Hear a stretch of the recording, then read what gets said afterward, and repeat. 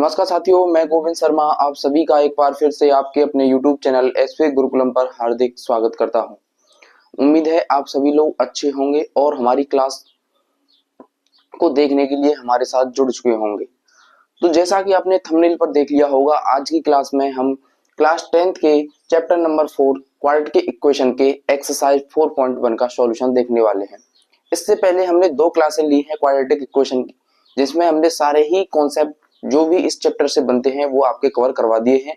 यदि आपने नहीं देखा है तो चैनल पर जाकर देख सकते हो। आपको कंप्लीट क्लास 10th की प्लेलिस्ट वहां देखने के लिए मिल जाएगी इस चैप्टर की, क्वाड्रेटिक इक्वेशन की। तो आज की क्लास में हम क्या करेंगे, सारे ही इसमें दो क्वेश्चन है। फर्स्ट क्वेश्चन में आपके 8 क्वेश्चन है और दूसरे क्वेश्चन में आपके 4 क्वेश्चन है। तो आज की क्लास में ही हम दोनों ही क्वेश्चनों को कवर करेंगे, जिससे कि आपको कोई दूसरी क्लास देखने के लिए जरूरत नहीं पड़ेगी।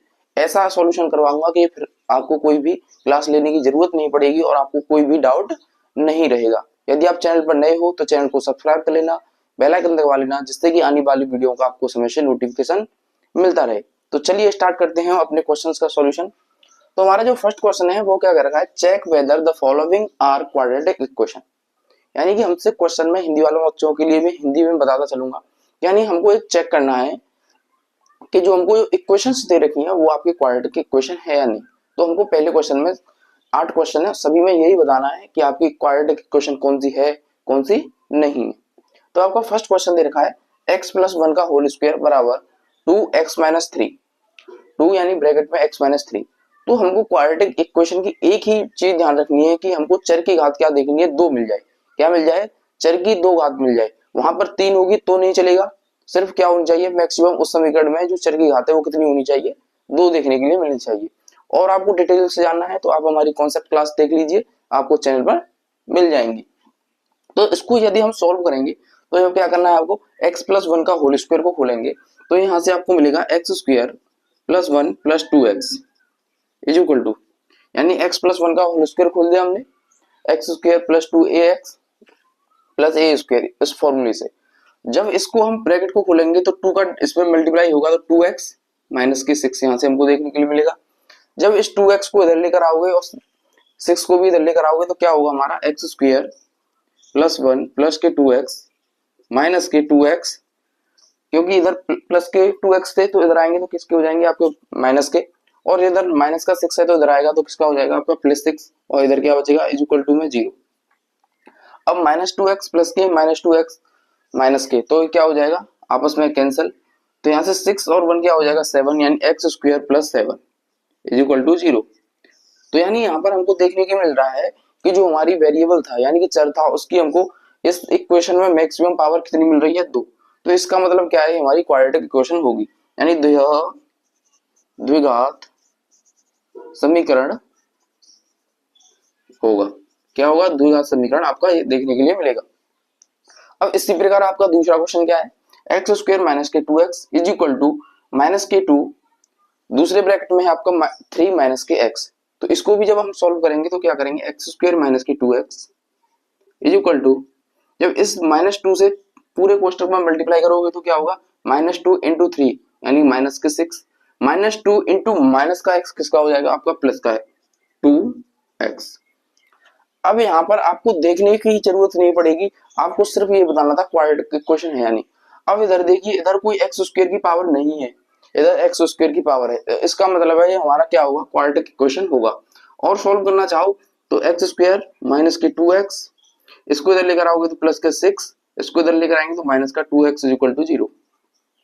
तो एक्स स्क्वायर माइनस 2x कितना हो जाएगा आपका, माइनस के 4x प्लस का 6 इज इक्वल टू 0। तो ये क्या हो गई, आपकी एक इक्वेशन मिल गई। ये क्या बन रही है आपकी, इसमें वेरिएबल की पावर कितनी है आपकी, मैक्सिमम 2 है। तो इसका मतलब है क्वाड्रेटिक इक्वेशन होगा, यानी ये भी आपकी क्या होगी, क्वाड्रेटिक इक्वेशन देखने के लिए मिलेगा। तो चलिए अब देखते हैं अगले क्वेश्चन भी इसी प्रकार।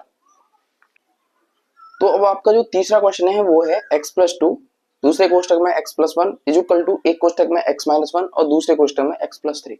तो ये हमको देखना है। तो आप यहाँ पर डायरेक्ट मत देख लीजिए ना कि यहाँ से मल्टीप्लाई करोगे तो एक्स स्क्वायर मिलेगा, ये आपकी मिस्टेक हो जाएगी, क्योंकि ये आपका द्विघात समीकरण नहीं बनेगा। वो कैसे नहीं बनेगा वो आप देखिए अब सॉल्व करेंगे। तो जब इसका मल्टीप्लाई करोगे तो एक्स स्क्वायर, एक्स का 1 के साथ x, 2 का x के साथ प्लस के 2x प्लस 2, ये हमको मल्टीप्लाई करके मिल गया। ये तो आपने छोटी कक्षाओं में सीखा ही होगा 8 तक कि हम मल्टीप्लाई दो ब्रैकेटों का कैसे करते हैं। तो हमने ब्रैकेट का मल्टीप्लाई कर लिया इक्वल टू, जब इसका मल्टीप्लाई करोगे दोनों ब्रैकेटों का तो एक्स स्क्वायर प्लस के 3x माइनस एक्स माइनस के 3, ये हमको मल्टीप्लाई करके दोनों ही तरफ क्या मिल गई, अपनी ब्रैकेट से हट गए। अब क्या करेंगे हम, दोनों साइडों को क्या करेंगे, पहले इसको सॉल्व कर लेते हैं। तो x square x plus 2x कितना हो जाएगा 3x प्लस के 2। इधर देखोगे तो क्या मिलेगा, x square 3x minus x है तो यहाँ पर क्या मिलेगा हमको प्लस के 2x माइनस का 3।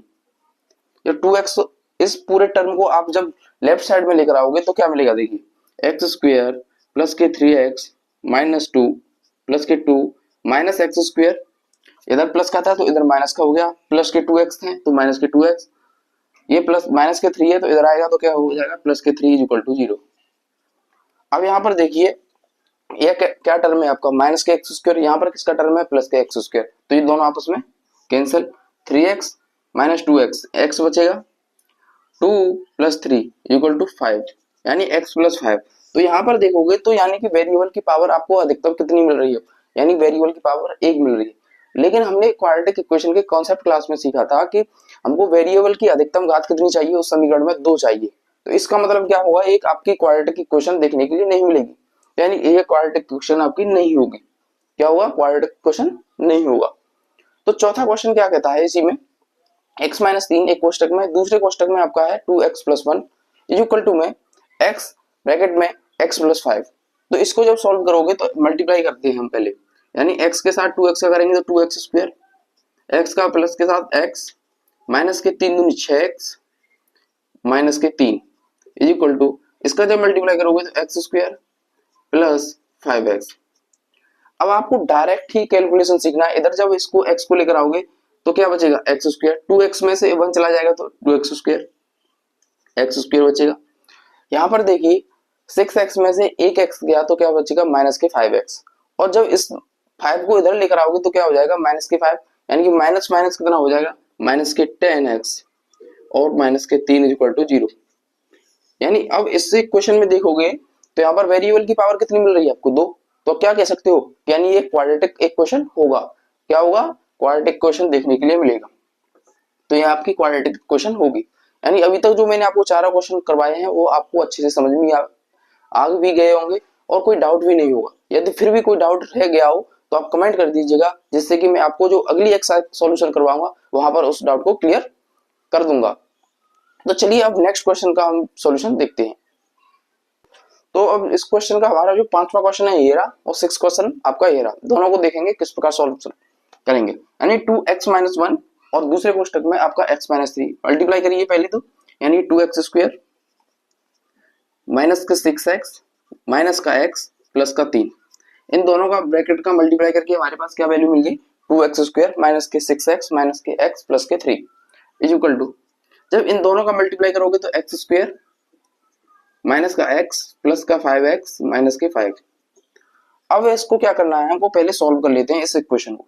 यानी 2x स्क्वायर माइनस के 6x और माइनस के x कितना होता है आपका, माइनस माइनस क्या हो जाता है प्लस, लेकिन चिन्ह किसका आता है, साइन आपका माइनस का ही आएगा, तो माइनस के 7x प्लस का 3 इज इक्वल टू, जब इसको सॉल्व करोगे तो x स्क्वायर माइनस का x और प्लस के 5x, यानी कि 5 में से जब आप 1 घटाओगे माइनस का तो वो कितना मिलेगा आपको 4, यानी 4x माइनस के 5।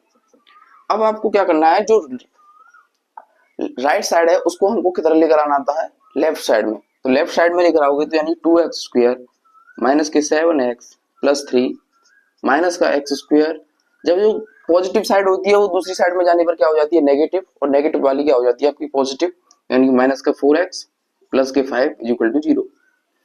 अब क्या देखोगे, यहाँ पर 2x स्क्वायर पॉजिटिव है, यहाँ पर x स्क्वायर नेगेटिव है, तो आपकी वैल्यू जो बचेगी वो क्या बचेगी x स्क्वायर पॉजिटिव।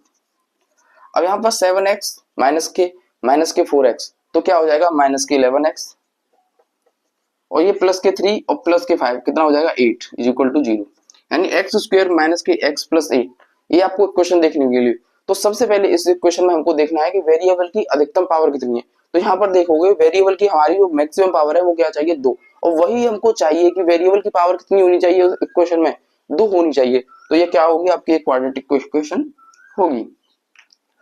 अगला क्वेश्चन है एक्स स्क्वायर प्लस के 3x plus 1 is equal to x minus 2 का होल स्क्वायर। जब इसको सॉल्व करोगे तो एक्स स्क्वायर प्लस के 3x plus 1 is equal to ये x माइनस 2 का होल स्क्वायर यानी a माइनस बी के होल स्क्वायर से हम इस फॉर्मूले को खोलेंगे। तो यहां से देखने के लिए मिलेगा एक्स स्क्वायर प्लस के 4 माइनस के 4x, क्या हो जाएगा माइनस के 4x। जब इस साइड को लेफ्ट साइड को हम राइट साइड को जब लेफ्ट साइड में लेकर आएंगे तो क्या होगा, ये x क्या हो जाएगा माइनस का, यानी एक्स स्क्वायर प्लस के 3x प्लस 1, ये आएगा माइनस के एक्स स्क्वायर, जब 4 को लेकर आओगे तो माइनस के 4 और ये पॉजिटिव हो जाएगा यानी प्लस के 4x। अब क्या करोगे, ये माइनस के एक्स स्क्वायर ये पॉजिटिव एक्स स्क्वायर दोनों आपस में cancel, 4x positive 3x positive तो कितना हो जाएगा 7x, 1 पॉजिटिव माइनस के 4 नेगेटिव तो यानी 4 में से 1 गया तो कितना हो जाएगा आपका माइनस का 3 इक्वल टू क्या हो जाएगा आपका 0। तो यहाँ पर आप देखोगे वेरिएबल की पावर कितनी है मैक्सिमम 1, तो यानी ये हमारा क्वाड्रेटिक इक्वेशन नहीं होगा। तो यानी ये वाली इक्वेशन हमारी क्या होगी, जो ये फॉर्म दे रखी है ये आपकी क्वाड्रेटिक इक्वेशन के फॉर्म में नहीं होगी, ये वाली थी वो आपकी क्वाड्रेटिक इक्वेशन के फॉर्म में है। तो यहाँ तक आपको अच्छे से समझ में आएगा। आपको 2 क्वेश्चन और रह गए, उनके भी हम सॉल्यूशन देखते हैं। अब जो आपका 7th क्वेश्चन है वो क्या है, x प्लस 2 का whole cube is equal to 2x bracket में एक्स स्क्वायर माइनस 1। जब इसको सॉल्व करोगे तो सबसे पहले क्या करना है, आपको x प्लस 2 का होल क्यूब खोलना है। तो इसका फॉर्मूला होता है a क्यूब यानी कि x का क्यूब प्लस b क्यूब यानी कि 2 का क्यूब। 2 का क्यूब आप डायरेक्ट ही लिख लीजिए, 2 का क्यूब कितना होता है 8 प्लस 3ab यानी 3ab यानी 3 दूनी 6 6x, ये आप डायरेक्ट फॉर्मूला के हिसाब से लिखिए। तो आपको क्या करना है, एक्स क्यूब हो गया यानी a का क्यूब प्लस b का क्यूब प्लस 3a स्क्वायर यानी x का स्क्वायर इंटू 2 यानी b plus 3x 3a b का स्क्वायर होता है तो 3x b का स्क्वायर कितना हो जाएगा आपका 2 का स्क्वायर इज इक्वल टू में क्या मिलेगा, जब इसका मल्टीप्लाई करोगे तो 2x क्यूब माइनस के 2x। यहां तक तो ये फॉर्मूला समझ में आ गया होगा। क्या किया हमने, a क्यूब प्लस का b cube plus 3a square b यानी 3 a का स्क्वायर करोगे तो x स्क्वायर हो गया, b आपका क्या है अब आप देखने के लिए मिला है 2 प्लस 3a a के स्थान पर x है और b के स्थान पर 2 था तो 2 का स्क्वायर कर दिया। जब इसको सोल्व करोगे तो x क्यूब प्लस 8 3 दूनी 6x स्क्वायर हो गया आपका। इसको जब सॉल्व करोगे तो 2 का स्क्वायर 4 4 दिया 12 12x equal to 2x cube minus के 2x। जब इस टर्म को लेफ्ट साइड वाले को राइट साइड वाले को लेफ्ट साइड में लेकर आओगे तो क्या होगा, यानी x क्यूब प्लस के 8 plus 6x square plus 12x minus के 2x क्यूब प्लस के 2x इज इक्वल टू 0 ये मिलेगा, क्योंकि जो प्लस का था वो माइनस का हो गया, जो माइनस के टर्म था वो क्या हो गया आपके पॉजिटिव टर्म हो गए। तो x क्यू से माइनस के 2x क्यू तो माइनस का x क्यू मिल गया, 6x स्क्वायर और कोई नहीं है तो प्लस के 6x स्क्वायर 2x 12x और 2x कितने हो गए आपके 14x और सिंगल टर्म है 8 इज इक्वल टू 0। तो ये आपको इसमें देखिए, तो सबसे पहले हमको क्या देखना है, इसमें जो आपकी वेरिएबल की पावर है वो कितनी होनी चाहिए 2, लेकिन यहाँ पर हमको देखने को मिल रही है वेरिएबल की अधिकतम पावर 3। तो ये क्या हो जाता है आपका एक क्यूबिक इक्वेशन हो जाती है, न कि द्विघात समीकरण यानी क्वाड्रेटिक इक्वेशन नहीं होगा। यानी ये वाला क्वेश्चन आपको क्या होगा, क्वाड्रेटिक इक्वेशन नहीं होगा। अगला क्वेश्चन क्या है, इसको आप HW में कीजिएगा और इसको हमको कमेंट करके बताइएगा इसका आंसर ये क्या होगा, क्वाड्रेटिक इक्वेशन होगा या नहीं होगा। ये आपके लिए क्या है, घर का कार्य है। अब चलते हैं हम दूसरे क्वेश्चन पर। पहला क्वेश्चन आपका समाप्त होता है यहीं पर। यदि कोई भी डाउट हो पहले क्वेश्चन में तो आप कमेंट कर दीजिएगा कि यहाँ पर हमको डाउट आ रहा है, तो मैं उसको डाउट को क्लियर करवा दूंगा। अब चलते हैं हम नेक्स्ट क्वेश्चन यानी क्वेश्चन नंबर 2। तो अब आपका सेकंड क्वेश्चन का जो फर्स्ट क्वेश्चन है वो क्या है, the area of a rectangular plot is 528 metre square. यानी क्वेश्चन में कहा है कि एक रेक्टेंगुलर प्लॉट है जिसका एरिया आपको दे रखा है 528 metre square. The length of the plot यानी इसकी जो लंबाई है is more than twice its width, यानी इसकी जो ब्रेथ है उसकी 2 गुनी के 1 ज्यादा है। यानी इसकी जो लंबाई है वो हमारी ब्रेथ से के 2 गुने से 1 क्या है, ज्यादा है। तो हमको क्या फाइंड करना है, इसकी length and breadth of the plot, यानी कि हमको इसकी लंबाई और चौड़ाई ज्ञात करनी है। तो क्वेश्चन में क्या आ गया है, कहा है हमसे ब्रेथ की दोगुनी है, तो हम मान लेते हैं ब्रेथ लेट, यानी कि लेट हमने माना breadth length is x, breadth की जो लेंथ है वो कितनी होगी एक्स, या ब्रेथ मान लेते हैं हम डायरेक्ट एक्स, लेंथ मत लिखिए, लेंथ से आपको कंफ्यूजन हो जाएगा। Let breadth is equal to x, यानी कि हमने मान लिया कि चौड़ाई क्या है हमारी एक्स, यानी ब्रीथ क्या है हमारी एक्स, तो लेंथ क्या होगी लेंथ, तो लेंथ क्या उसने कहा है कि इसकी दो गुनी से एक ज्यादा, यानी कि 2x प्लस 1, यानी दो गुने से एक क्या है ज्यादा है, तो ये क्या हो गया हमारा लेंथ।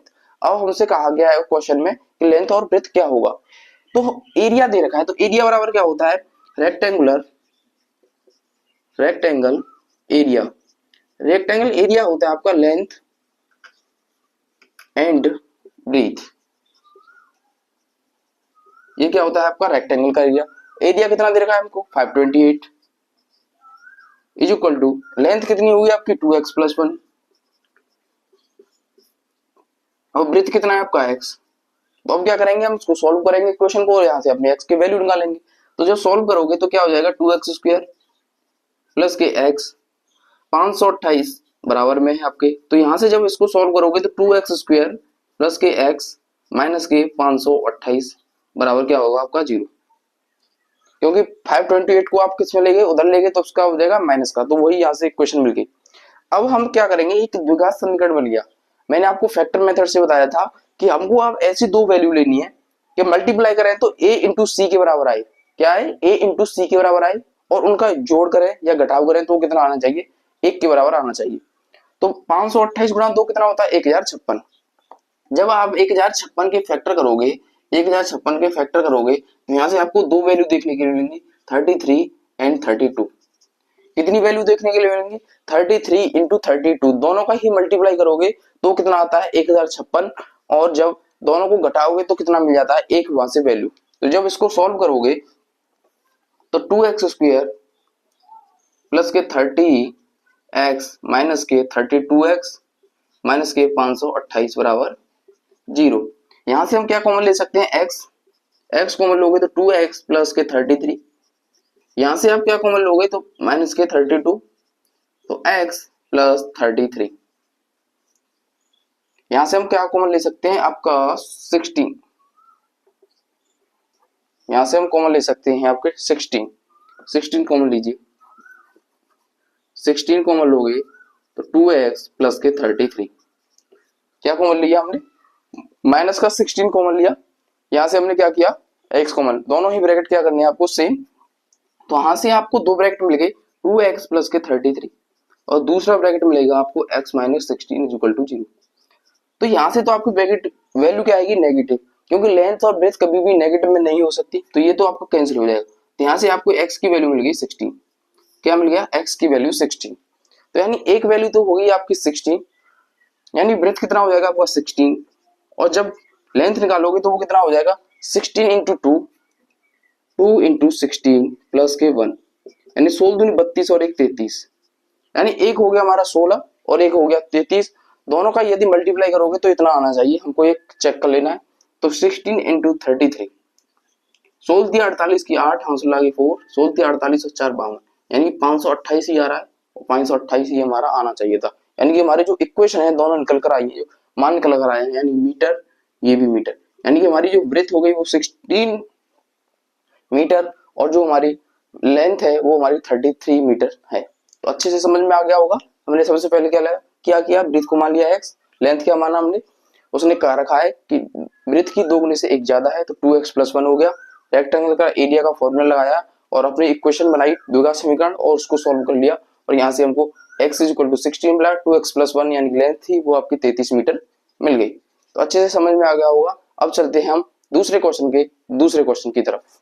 तो अब हमारा दूसरा क्वेश्चन क्या कह रहा है, the product of to consecutive positive integer is 306, यानी उसने कहा है कि दो हमारे पूर्णांक संख्याओं का जो गुणनफल है वो क्या है आपका 306, तो हमसे कहा है कि वो दोनों ही नंबर आपको पता करने हैं कि कौन से इंटीजर वैल्यू होंगे, तो सबसे पहले उसने क्या कहा है दो इंटीजर, तो लेट टू इंटीजर, यानी हमने मान लिया कि दो कंसेक्यूटिव जो इंटीजर होंगे वो क्या होंगे आपके x एंड x प्लस 1, यानी पहला नंबर x होगा तो दूसरा उससे नेक्स्ट अगला वाला होगा कंसेक्यूटिव, तभी तो होता है, यानी दोनों पास पास वाले नंबर ही क्या होते हैं आपके इंटीजर वैल्यू। तो यानी मान लिया एक x तो दूसरा क्या हुआ x प्लस 1, उन दोनों का ही प्रोडक्ट यानी कि x इंटू एक्स प्लस 1, इन दोनों का जो मल्टीप्लाई है वो आपको कितना दे रखा है 306।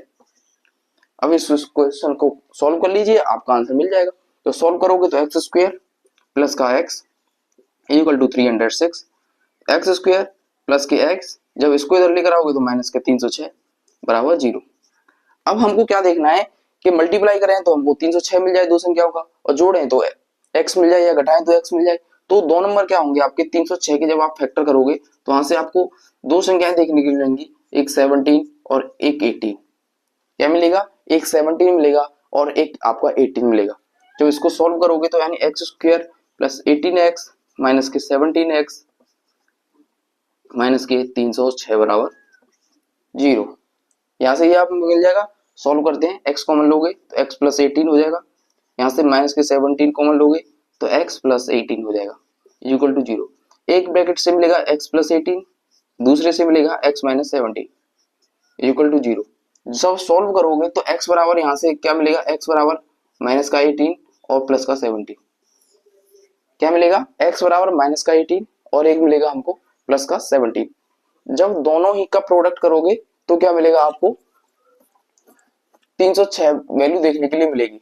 लेकिन यहाँ पर हमको क्या करना है, दोनों ही संख्या क्या लेनी है, कंसेक्यूटिव लेना है। तो यहाँ से तो हमको दो वैल्यू मिल गई, तो ये आंसर नहीं होगा, क्योंकि दोनों का ही जब प्रोडक्ट करोगे तो क्या मिलेगा आपको माइनस का 306, लेकिन हमको चाहिए किसका, पॉजिटिव।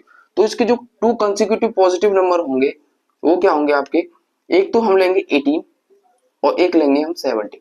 ये पॉजिटिव, दोनों ही क्या लेंगे पॉजिटिव। 18 माइनस का आया फिर भी हम क्या लेंगे, पॉजिटिव ही लेंगे। या हम क्या ले सकते हैं, दोनों ही नेगेटिव लेंगे, यानी माइनस का 18 लेंगे और माइनस का 17 लेंगे। दोनों ही क्या होंगे आपकी वैल्यू देखने के लिए हम लेंगे, यानी कि 18 भी हो सकता, 18 इंटू 17 भी हो सकता है और माइनस की 18 कॉमा माइनस 17, क्योंकि दोनों ही पॉजिटिव और नेगेटिव दोनों ही आपके क्या होते हैं इंटीजर वैल्यू आपकी देखने के लिए मिलती हैं। अच्छे से समझ में आ गया होगा। यहीं पर कोई डाउट हो तो बता देना। वैसे मैंने आपको क्लियर कर दिया कि दोनों का जब मल्टीप्लाई करोगे तो नेगेटिव आएगा, लेकिन हमको क्या चाहिए पॉजिटिव। तो इसको या तो हम पॉजिटिव लेंगे 18 को 17, या हम क्या करेंगे दोनों को ही नेगेटिव लेंगे और अपना आंसर निकाल लेंगे। उम्मीद है अच्छे से समझ में आ गया होगा। अब चलते हैं हम नेक्स्ट क्वेश्चन यानी दूसरे के थर्ड क्वेश्चन की तरफ। तो अब आपका नेक्स्ट क्वेश्चन क्या है, third, Rohan's mother is 26 year older than him, यानी कि जो रोहन की माँ है रोहन से कितनी 26 ईयर यानी 26 साल क्या है बड़ी है। तो उसने कहा the product of this age, यानी जो फिलहाल में जो एज है उसकी 3 साल बाद उन दोनों ही एज का प्रोडक्ट वो कितना है आपका 360।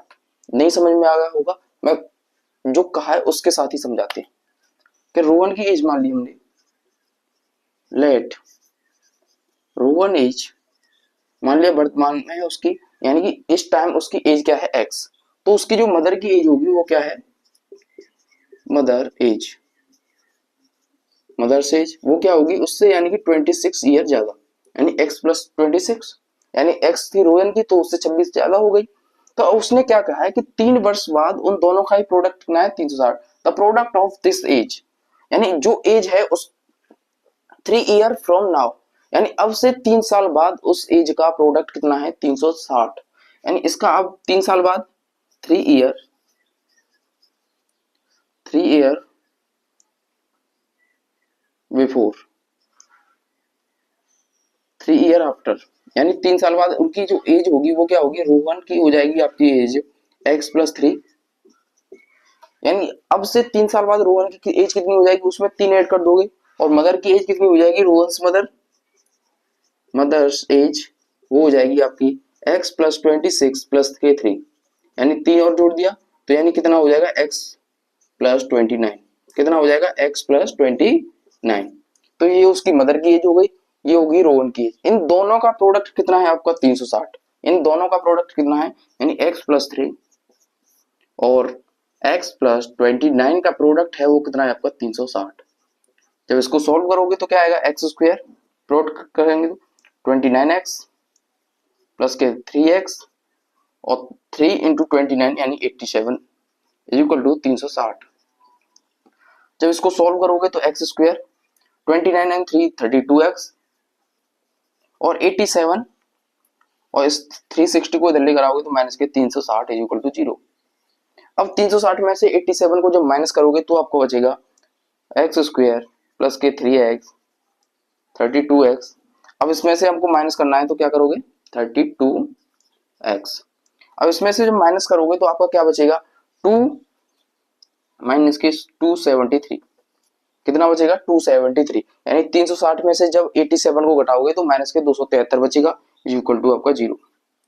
अब हमको क्या करना है कि 273 के ऐसे गुणनखंड करने हैं कि मल्टीप्लाई करने पर तो 273 आ जाए और जोड़े या घटाने पर हमको 32 मिल जाए।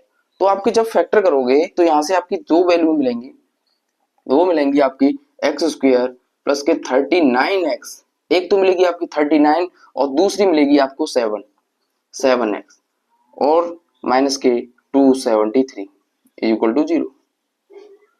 एक क्या मिल गई आपको 39, क्या मिल गया 39x माइनस के 7x माइनस के 273। जब इसको सॉल्व करोगे तो एक्स स्क्वायर एक्स कॉमन लिया तो x प्लस 39, दूसरे ब्रैकेट से माइनस के 7 कॉमन लोगे तो x प्लस 39 इक्वल टू 0। तो x प्लस 39 एक ब्रैकेट में और दूसरे ब्रैकेट में क्या बचेगा आपका x माइनस 7 इक्वल टू 0। तो यहाँ से जब कॉमन निकालोगे x की वैल्यू निकालोगे फर्स्ट ब्रैकेट से तो आपको वैल्यू देखने के लिए मिलेगी वो नेगेटिव आएगी, तो वो तो आपको कोई काम नहीं है क्योंकि एज आपकी नेगेटिव में नहीं हो सकती। दूसरे ब्रैकेट से निकालोगे तो x इक्वल टू क्या मिलेगा आपका 7, तो ये क्या होगी आपकी वैल्यू। तो उसकी जो हमको कहा है we like to find Rohan percentage, जो प्रेजेंट में वास्तव में उसकी एज थी वो कितनी होगी, यानी x बराबर कितना हो गया 7, तो ये हो गया उसकी 7 और मदर की एज कितनी हो जाएगी आपकी 7 प्लस 26, तो ये कितना हो जाएगा 33, यानी मदर की एज होगी आपकी 33 और रोहन की एज कितनी हो जाएगी 7 एज आपकी देखने के लिए मिलेगी। तो ये करेक्ट आंसर था। ये आपको जानना होगा कि कैसे हम ये निकाल रहे हैं आपके गुणनखंड विधि से, तो वो जाकर आपको कॉन्सेप्ट क्लास में देखना है, वहां पर मैंने आपको डिटेल से बताया है किसी भी इक्वेशन की फैक्टर मेथड से कैसे आप रूट्स फाइंड कर सकते हो, और हमने आसानी से इसके रूट्स फाइंड कर लिए और आपका आंसर मिल गया कि रोहन की एज 7 हो गई और उसकी माँ की 33 एज निकल कर आई। उम्मीद है अच्छे से समझ में आ गया होगा, कोई डाउट नहीं रहा होगा क्योंकि मैं उसी तरीके से बता रहा हूँ जिससे कि आपको कोई भी डाउट न रहे। फिर भी यदि कोई डाउट रहता है तो कमेंट कर दीजिएगा, नेक्स्ट क्लास में उस डाउट को मैं आपके साथ सॉल्व कर लूंगा, हल कर लूंगा, जिससे और कोई भी डाउट आपको नहीं रहेगा। तो अब चलते हैं हम इस एक्सरसाइज के लास्ट क्वेश्चन की तरफ, यानी क्वेश्चन नंबर 2 का चौथा क्वेश्चन। इतने क्वेश्चन थे उसको भी देख लेते हैं, फिर इसके साथ हम क्लास को विराम देंगे। तो सेकंड क्वेश्चन का फोर्थ क्वेश्चन आपसे कह रहा है a train travel a distance of a 480 kilometre at a uniform speed, यानी एक नियत चाल से कोई ट्रेन है वो 480 किलोमीटर चलती है। The if the speed had been 8 kilometre less, यानी उसकी यदि चाल 8 किलोमीटर कम कर दी जाती है तो 3 घंटे क्या होती है समय ज्यादा लेती है। तो उसकी हमको क्या निकालना है, स्पीड की, ट्रेन की स्पीड हमको निकालनी है। तो हम क्या करेंगे, लेट मान लेते हैं पहले स्पीड इक्वल टू एक्स। तो यहां से हम जो फॉर्मूला लगाएंगे वो आसान तरीका बता रहा हूं उस क्वेश्चन का, जिससे कि आपको कोई भी डाउट ना रहे। तो फॉर्मूला लगाएंगे हम time is equal to distance upon speed. ये फॉर्मूला क्लास 8th या 7th में आपने पढ़ा होगा, टाइम डिस्टेंस एंड स्पीड वाले चैप्टर में, तो वहां से ये फॉर्मूला हमने लगाया है। तो यहां से क्या करोगे, टाइम इज इक्वल टू मान लेते हैं,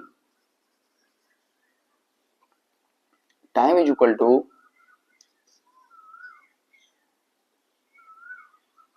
डिस्टेंस कितना है आपका 480, स्पीड हो गया x। यहां से हमको क्या मिल गया, हम time is equal to 480 upon x, इसको मान लेते हैं हम समीकरण 1। क्या मान लेते हैं, समीकरण 1। अब उसने हमको क्या कहा है कि यदि वो 8 घंटे उसकी चाल क्या कर दें, कम कर दें, यानी कि ये हमको x माइनस 8, यानी कि दूसरे हमको क्या मिलेगा, टाइम क्या मिलेगा हमको उससे ज्यादा, क्या 3 घंटे ज्यादा टाइम लगेगा, यानी टाइम क्या लगेगा हमको 3 घंटे ज्यादा, यानी टाइम क्या लगेगा हमको 3 घंटे ज्यादा। यदि कब मिलेगा, जब हमको चाल हम क्या करें x माइनस 8, यानी 8 किलोमीटर प्रति घंटे की कम कर दें। अब हमारे पास टाइम का फॉर्मूला क्या था, टाइम की वैल्यू क्या है 480 अपॉन एक्स, यहां से हमने फर्स्ट समीकरण से यहां पुट कर देंगे वैल्यू। तो ये क्या हो जाएगा 480 अपॉन एक्स प्लस के 3 is equal to 480 upon x minus 8। यहाँ से ये समीकरण बन गया, इसको सॉल्व करोगे तो 480 plus 3x upon x equal to 480 upon x minus 8। Cross multiply करिए, 480 x प्लस के 3x स्क्वायर माइनस 8 से इसका मल्टीप्लाई करोगे तो 8 2 64 की 4, 8 16 की 6, 8 चौक 32 और 6 38 यानी 3840 और 8 थिया 24 यानी माइनस के 24x। हमने क्या किया, x माइनस 8 का मल्टीप्लाई कर दिया 480 प्लस 3x के साथ, x का करोगे तो 480 इक्वल टू x का 480। यहाँ से ये मिल गया। जब इस वैल्यू को इधर लेकर आओगे यानी 480x, तो इस वैल्यू को इधर लेकर आओगे लेफ्ट साइड में तो क्या हो जाएगा नेगेटिव, और इससे आपकी ये वैल्यू कैंसिल। यहाँ से आपको क्या मिलेगा 3x स्क्वायर माइनस के 24x माइनस के 3840 इक्वल टू 0। अब क्या करेंगे, हम 3 से डिवाइड कर देते हैं, तो एक्स स्क्वायर माइनस के 8x माइनस 3 से करोगे 3 1 3, 3 दूनी 6, 2 बचा 8 24 1280 बराबर 0। तो यानी एक्स स्क्वायर माइनस के 8x माइनस के 1280 मिल गया। अब इसको आप क्या करना है, सॉल्व करना है। द्विघात समीकरण से आप फैक्टर मेथड से कर सकते हो आसानी से। तो ये आपको यहाँ से आगे मैंने यहाँ तक करवा दिया, इसके आगे आपको HW में करना है। इसके मुझे कमेंट में बताना है कि इसके फैक्टर आपको क्या देखने के लिए मिलेंगे। तो इसी के साथ जो हमारे इस चैप्टर के क्वेश्चन थे वो सारे ही आपके कवर हो गए इस एक्सरसाइज के। यदि कोई भी क्वेश्चन में आपको डाउट रहा हो तो कमेंट कर दीजिएगा। और इसी के साथ हम इस वीडियो में विराम लेते हैं। नमस्कार, जय हिंद, राधे राधे, जय श्री कृष्ण।